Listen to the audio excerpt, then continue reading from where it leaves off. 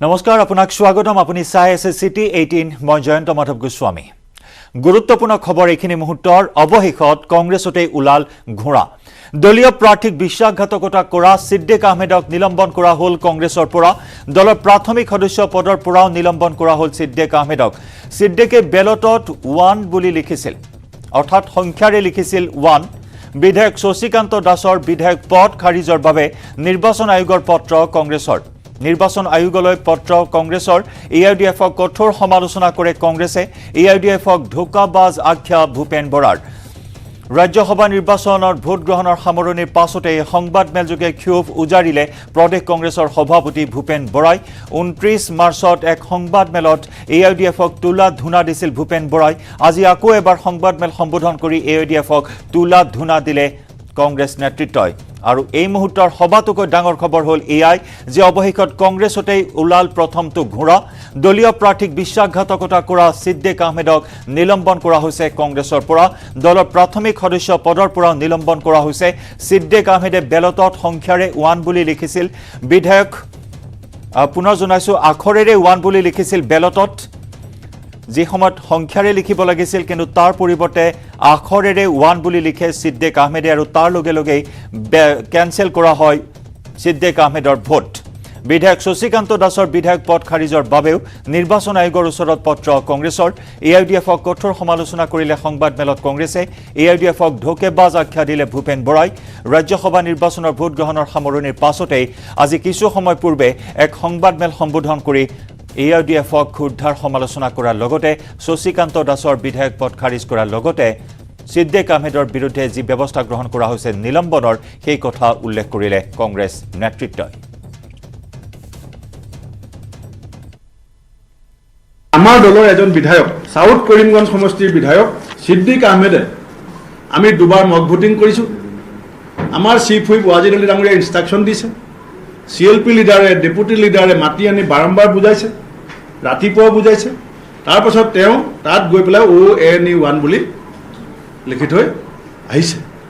সেইকাৰণে আমি তেওঁ দলৰ পৰা প্ৰাথমিক সদস্যৰ পৰা নিলম্বন কৰিছো আৰু আমাৰ সিএলপিক আমি দায়িত্ব দিছো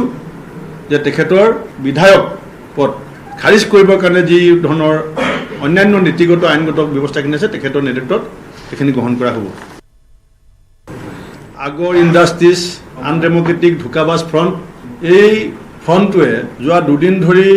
অহনিশে এটা কথা প্ৰচাৰ কৰি আছে যে ভূপেন বৰাই ৰিপুন বৰা ঘূৰাবৰ কাৰণে ষড়যন্ত্ৰ কৰিছে আৰু ইয়াৰ মূল আধাৰটো তেওঁলোকে লৈছে যে 29 তাৰিখে মই এআইডিএফৰ সম্পৰ্কত 7টা বিশেষ অভিযোগ আনিছিলোঁ সেই অভিযোগকেইটা খণ্ডন কৰাৰ বিপৰীতে ব্যক্তিগত আক্ৰমণ লক্ষ্য কৰি লৈছে আৰু আমি সেই প্ৰশ্ন আজিও এই ধোকাবাজ ফ্ৰণ্টৰ সন্মুখত ৰাখিছোঁ আৰু মুখ্যমন্ত্ৰী মহোদয়ে যে ৰাজহুৱাকে কৈছিলে যে নিয়াক দি পেলাই টেৰৰিষ্ট ফাণ্ডিঙৰ এনকুৱাৰী কৰা হ'ব সেই এনকুৱাৰী কেতিয়া হ'ব এই কথাখিনি আমাক জনাব লাগে দ্বিতীয়তে সিৰাজুদ্দিন আজমল ডাঙৰীয়াই শ্ৰেষ্ঠ মুখ্যমন্ত্ৰী বুলি কোনদিনাখন কৈছিলে সেই তাৰিখটো আছিলে 19 জুলাই আৰু 19 জুলাইত এখন চিঠি এই চিঠিখন অসমৰ ৰাজনৈতিক ইতিহাসত মুখ্যমন্ত্ৰীয়ে কিছুমান নিৰ্দেশ দিব পাৰে মুখ্যমন্ত্ৰীয়ে হোম কমিছনাৰক লিখিবলৈ কয় প্ৰিন্সিপাল ছেক্ৰেটাৰীক লিখিবলৈ কয় তেওঁ প্ৰাইভেট ছেক্ৰেটাৰীয়ে লিখে কিন্তু এইখন অসমৰ ইতিহাসত এখন বেলেগ চিঠি আগৰ বছৰ ব্যৱসায়ৰ সকলো প্ৰতিবন্ধকতা দূৰ কৰিবৰ কাৰণে অসম চৰকাৰৰ চিঠিখনত স্বাক্ষৰ প্ৰদান কৰিছিলে স্বয়ং মুখ্যমন্ত্ৰীয়ে আৰু এইখনৰ স্বাক্ষৰ কৰাৰ পিছতেই আমাৰ দলৰ ৰকিবুল হুছেইন ডাঙৰীয়া দেৱব্ৰত শইকীয়া ডাঙৰীয়া মই আমাৰ যিসকল জ্যেষ্ঠ নেতা আমি লগে লগে AICCক জনাইছিলোঁ যে আমাৰ মহাজোঁট ভংগ কৰিব লাগে কাৰণ এতিয়া এআইডিএফ বিৰোধী নহয় এতিয়া এআইডিএফ এটা ধোকাবাজ ফ্ৰণ্টলৈ ৰূপান্তৰিত হৈছে আমি সকলোৱে আলোচনা কৰি তেওঁলোকৰ প্ৰকৃত কাহিনী গম পোৱাৰ কাৰণে আমি মহাজোঁট ভংগ কৰি তেওঁলোকক আমাৰ লগৰ পৰা আঁতৰাই পঠাইছিলোঁ আমি তেখেতসকলৰ পৰামৰ্শৰ ভিত্তিত ৰিপুন বৰা ডাঙৰীয়াক প্ৰাৰ্থী দিলোঁ যি কথা তেওঁলোকে কালিলৈকে ৰাজহুৱাকে স্বীকাৰ কৰিছে যে ৰিপুন বৰা ডাঙৰীয়া আমাৰ প্ৰাৰ্থী আৰু তাৰ পৰৱৰ্তী সময়ত যিকেইজনক তেওঁলোকে অথৰাইজ ইলেকশ্যন এজেণ্ট দিলে তেওঁ এটা সৰু ভিডিঅ' মই 1 ছেকেণ্ডৰ কাৰণে আপোনাক শুনাই দিছোঁ যে তেওঁ বিজেপিৰ কথা কি কয় আপোনালোকে শুনিব এআইডিএফ বিধায়ক মজিবুৰ ৰহমানৰ বিজেপি প্ৰীতি এই চৰকাৰ দিল্লীত চৰকাৰ অহাৰ পিছত দুখীয়া ৰাইজৰ কাৰণে যিখিনি কৰিছে আগৰ চৰকাৰে এই কথাটো চিন্তা কৰা নাছিল আজি আপোনাৰ অনাময় আঁচনি একদম দুখীয়া আছে দুখীয়া তেখেতসকলৰ কাৰণে চলি আছে। এইজন হৈছে আজি তেওঁলোকৰ অন্য এজন অথৰাইজ এজেণ্ট, যিজনে তেওঁলোকৰ সমষ্টিত বিজেপিৰ প্ৰশংসাত পঞ্চমুখ। মুখ্যমন্ত্ৰী ডক্টৰ হিমন্ত বিশ্ব শৰ্মাক ৰাজহুৱা প্ৰশংসা AIDFৰ বিধায়ক কৰিমুদ্দিন বৰগোহাঁই। সমষ্টিবাসীৰ সন্মুখতেই মুখ্যমন্ত্ৰীক প্ৰশংসা সোণাইৰ বিধায়কগৰাকী। হিমন্ত বিশ্ব শৰ্মা চৰকাৰৰ বিধায়ক হৈ নিজকে ভাগ্যৱান বুলি ভাবে কৰিমুদ্দিন বৰগোহাঁই। হিমন্ত বিশ্ব শৰ্মা চৰকাৰৰ বিধায়ক হোৱাৰ কাৰণে, চৰকাৰৰ বিধায়ক কথাটো বুজিব, কিন্তু হিমন্ত বিশ্ব শৰ্মা চৰকাৰৰ বিধায়ক হোৱাৰ কাৰণে নিজকে ভাগ্যৱান বুলি ভাবোঁ।